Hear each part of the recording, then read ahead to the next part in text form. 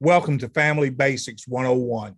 I'm Dr. Bruce McClure, the local minister at the Prince George's Church of Christ, and we're located at 7800 Central Avenue in Landover, Maryland. Today, we will conclude our three-part series entitled Moving Forward. Throughout the week, we've looked at various subject matters that focuses on life situations and how, regardless of those life situations, we reach a point that we want to move forward with life. That's true whether we're looking at, as we talked about earlier in the week, grief. That's true whether we talk about moving forward from health complications. And today we will conclude by talking about moving forward beyond financial crises. It's a topic that, for the most part, we all deal with, but for the most part, we rather not talk about. From the American Psychological Association, there was an article published on finances in a 2015 publication. In that article, published by the APA, a survey revealed that 72% of Americans feel stressed because of finances at some point because of the financial situation from the prior month. So this is coming to the middle of the month of March. But this survey would suggest that now people are dealing with, 72% of people might be dealing with some level of stress based on the month of February. Money, according to Linda Gallo, who is a San Diego State University professor, who is also the director of the Institute for Behavioral and Community Health Studies, is one of the top, she says, one of the top causes of stress in a majority of the American families is, guess what? Finances, money. And when we try to make sense of that, just in common human terms, it can be quite a struggle for some individuals. Not only is that true for individuals in the United States, but even in the United Kingdom. In an article that I found from April 2nd of 2020, the United Kingdom gave some recommendations for moving forward beyond financial difficulties. First recommendation, remain connected to healthy relationships and make sure to maintain a current resume, because when a financial window opens, you want to be prepared to present yourself as available and prepared for that financial opportunity. Also remain physically active because it will improve your mood. As you're trying to recover from a financial crisis, make sure that you maintain a degree of attention paid to your health situations. Secondly, according to this United Kingdom's recommendation, don't pretend that you are better off than what you really are, financially speaking. Pretending will also impede your willingness to honestly ask for help and seeking advice about how to avoid repeating the crisis you are now attempting to exit. So don't pretend like everything is fine. No, I've got this under control, because it's going to really get in the way of you having a willing and honest heart to ask for help. So people can come and go that might be in a position to give you good counsel, point you in the right direction. But if you're living in a pretentious place, those helpers will come and go, and you will still be no better off in moving forward from the financial crises in which you find yourself. And then, thirdly, according to this United Kingdom's recommendation in terms of how to move forward, make sure to maintain a meaningful routine in your life. Get up at a regular time each day. Get dressed instead of wearing bedtime attire all day. In fact, even during this period of COVID, people can become so comfortable working from home that they forget the routine of work. I don't think it's a good idea, even from working from home over the past 2 years with COVID, for people to just stay in their pajamas all day long. Remember the commercial on TV? I think it's about a Snickers bar or something. And the guy has gotten so acclimated to the Zoom call that he walks out on the patio and the other employees are at his home. And he walks out in his underwear. And he looks startled to look around. And he says, "Oh, I thought this was a Zoom call." Well, had he been dressing properly for work every day, then he would have maintained the routine of getting up, getting dressed, not wearing bedtime attire all day long. Maintaining a predictable routine helps with eating habits, emotions, as well as self-esteem.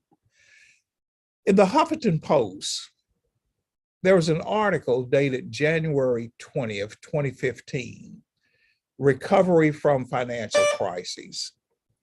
And I thought these were some good recommendations that were made.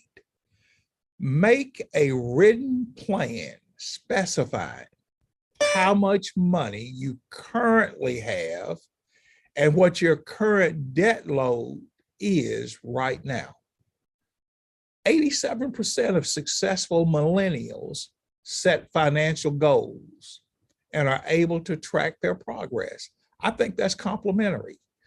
Individuals must be willing to write it down. Secondly, scale down in order to stop the hemorrhaging. You may have an abundance of wealth stored in your closet, stored in your garage, stored on the shelves in your home. And now you could probably dispose of some of those items. There are so many different tools to sell unused items today. And who knows, you may be able to scale down by selling items in such a way that you may be able to significantly make an impact on at least one debt that is overhanging in your life. Stop ordering online meals. See, one of the things of the COVID pandemic is we've gotten accustomed to just ordering online, DoorDash, Uber Eats, and we're going further and further in debt. One of the things I was surprised was the amount that these delivery services charge above and beyond what the meals cost. Avoid shopping for sales. When you are in financial straits, the goal is to stop shopping. So a sale, you're still spending money that you maybe should direct toward paying down a debt. Slow down on traveling unless it's absolutely urgent. Don't do it. Gas is over $4 a gallon. Airline tickets, traveling by train. You've got to stay somewhere, a hotel room. So if you don't absolutely have to travel, don't. Scale down on eating out. In this period of COVID, it's not, oh, I've just got to get out of the house. Well, the weather is breaking, so get out of the house, take your own home cooked meal, and go to the park and eat. But eating out is very expensive. You've got to pay a gratuity in many areas. You have to pay for parking. So scale down in order to stop the hemorrhaging. And that's one of the best ways to recover from financial crises. Uh, with nail salons and barbershops, I'm not saying don't go, but do you have to go every week? Not really. It is expensive. I can attest to that. I used to go to the barbershop every Thursday, $35 a cut. About 4.5 years ago, I stopped that because let's say 50 weeks times 30, that's $1,500. That's money that can be spent paying down a debt. Purchasing vehicles. If you're trying to scale down, maybe your vehicle needs to last longer. You know, it's a lot cheaper to spend $500 on a repair than investing another $500 a month in a payment for the next 6 or 7 years.